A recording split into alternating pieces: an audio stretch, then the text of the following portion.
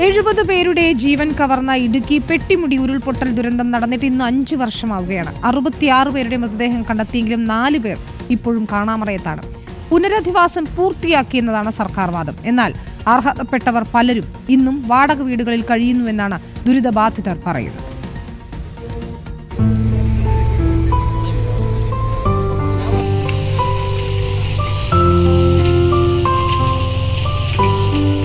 ഇത് ദുരന്തം കവർന്നെടുക്കുന്നതിന് മുമ്പുള്ള പെട്ടിമുടി.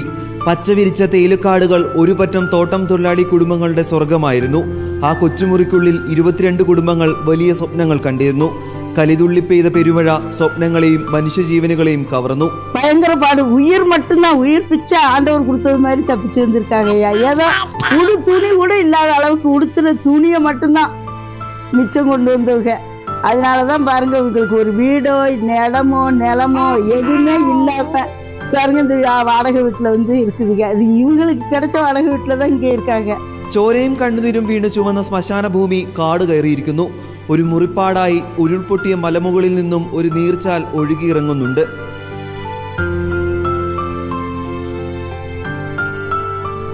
ദുരന്തത്തിൽ അവശേഷിക്കുന്ന 8 കുടുംബങ്ങൾക്ക് കുറ്റിയാർവാലിയിൽ വീട് വെച്ച് നൽകി. ദുരിതബാധിതർ പലരും വാടക വീടുകളിലാണ്.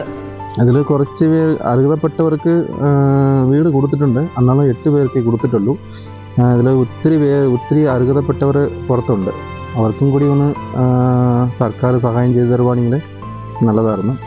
തിരിച്ചു വരില്ലെന്നറിഞ്ഞിട്ടും കാണാതായവരുടെ ബന്ധുക്കൾ ഇന്നും ഉറ്റവരെ തേടി പെട്ടിമുടിയിലും പെട്ടിമുടിയാറിന്റെ തീരത്തും എത്താറുണ്ട്. റിപ്പോർട്ടർ ഇടുക്കി.